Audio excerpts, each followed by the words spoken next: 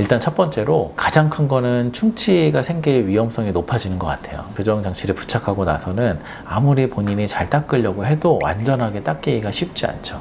교정 장치를 붙인 사람과 안 붙인 사람은 양치를 하는 데 있어서의 수월한 정도가 상당히 많이 차이가 나거든요. 그래서 무조건 교정하면 충치가 생긴다는 아니고, 교정을 하면은 양치가 상대적으로 잘 안 될 수 있어서 충치가 생길 위험성이 높아질 수밖에 없는 거는 사실입니다. 근데 이제 이런 경우에 그게 무서워서 교정을 하면 안 되냐, 그런 부분은 아니고, 관리를 잘하면서 하는 거죠. 교정을 하고자 하면은 어떤 선택이든지 간에 내가 더 신경 써야 되는 부분이 있고 얻을 수 있는 게 있고 하는 거니까, 양치를 잘 하려고 노력해야 되는 게 굉장히 필요할 거고, 그리고 그게 너무 걱정이 된다면은 주기적으로 계속 충치 검진을 하면서 병원에서 그것도 가능할 테니까 이제 충치가 생기지 않는지를 계속 확인하고, 그리고 충치가 생기면 늦지 않게 대처하고, 이런 방법. 그리고 마지막으로는 조금이라도 충치가 덜 생길 수 있는 장치를 선택을 하는 거죠.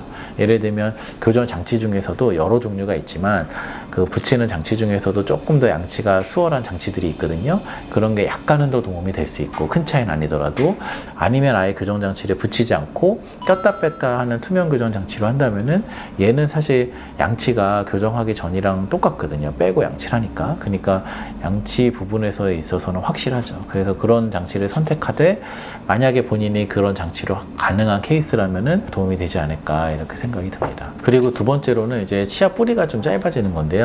교정을 하면은 치아에다가 힘을 주니까 당연히 치아도 잇몸도 무리를 받기는 하거든요. 그래서 모든 교정한 치아들은 아주 미세하게라도 치아 뿌리는 조금은 짧아집니다. 그거는 기본적으로 나타나는 값이에요. 그런데 이게 뭔가 내가 살면서 문제가 될 정도로, 치아의 수명이 짧아질 정도로 그렇게 많은 변화가 있느냐, 그렇지 않기 때문에 교정을 많은 사람들이 하는 거고요. 근데 이제 다만 걱정이 되는 것들은, 애초에 뿌리가 너무 짧은 분들이 있어요.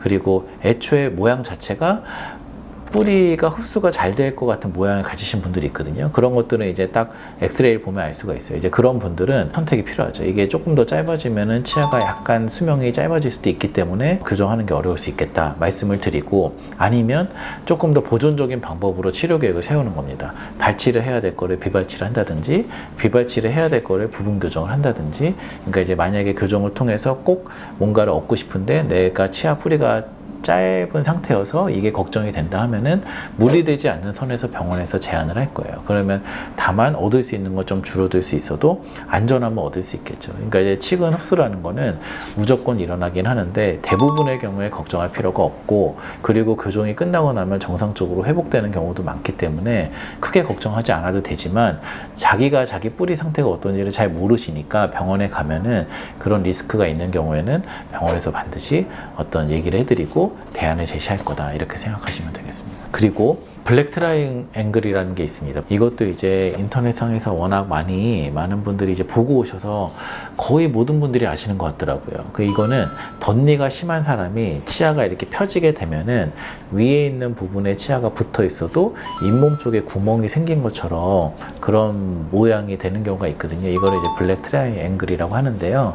이것도 나이가 젊은 어린 친구들에서는 잘 생기지 않고, 이제 30대, 40대부터는 블랙 트라이앵글이 덧니가 심한 분들은 생기는 경우가 많아요. 근데 이거는 부작용이라고 하기에는 뭐하고, 애초에 이제 겹쳐 있어서 보이지 않는 구멍이 치아가 펴지면서 이제 드러나는 거거든요. 그러니까 이제 이게 잇몸이 교정하면서 내려간 건 아니에요. 부작용이라고 얘기하긴 뭐하지만 미리 말씀을 안 드리면 나중에 이런 것들에 대해서 놀라실 수 있으니까 말씀을 드리는 거고, 그러면 블랙 트라이앵글 생기면 어떻게 하냐, 이거를 또 교정적으로 조금 이를 다듬어서 모은다든지, 아니면 그 부위들이 너무 신경 쓰이면 간단히 레진으로 떼운다든지, 이런 방법들이 있으니 본인의 상황에 맞게 또 병원에서 얘기를 해주실 겁니다. 마지막으로 이제 턱관절 질환 같은 게 그 교정하면서 나타나기도 하는데요. 이것도 제가 명확하게 말씀드리고 싶은 거는, 아무런 문제가 없는 사람들이 교정을 하고 나서 턱관절이 생기는 경우는 거의 없다고 봐도 됩니다.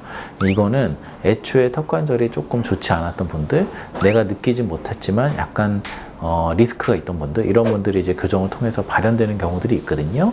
그런 부분의 부작용을 줄이고 싶으면 일단 첫 번째로 턱 관절이 안 좋은지에 대한 평가가 무조건 교정 전에 선행이 돼야 되고요. 그리고 이제 턱 관절이 괜찮을 경우에 한해서 교정 치료를 시작하는 게 원칙이죠. 그래서 턱 관절이 좀 불안하다, 증상이 있다, 뭔가 문제가 있다 하면은 병원에서도 검진해서 턱 관절의 치료가 필요하면 먼저 턱 관절을 안정시키고 교정을 들어가게 됩니다. 그리고 이제 나중에라도 혹시 그런 조금 일시적으로 불편하고 이런 것들이 있을 수 있어도 이게 비가역적으로 나타나는 건 아니기 때문에 나중에 교정 끝나고 다시 편안한 상태로 회복되는 경우가 많으니까 너무 염려하지 않으셔도 괜찮을 거라 생각이 듭니다. 그래서 이렇게 턱관절 질환 같은 경우에는 턱관절이 괜찮은지를 좀 판단할 수 있는 또 턱관절을 보시는 원장님이 계신 병원에서 같이 협진을 통해서 일단 교정을 바로 시작하는 또 되는지 그런 것들에 대해서 확인을 받은 후에 교정을 시작하시는 게 안전하지 않을까. 다른 것들보다 이런 턱관절에 대한 부분은 뭔가 협진을 통해서 뭐 병원에서 컨트롤할 수 있는 부분이니까요. 그런 것들을 이제 병원 선택하시는데 참고하시면 도움이 될 것 같습니다.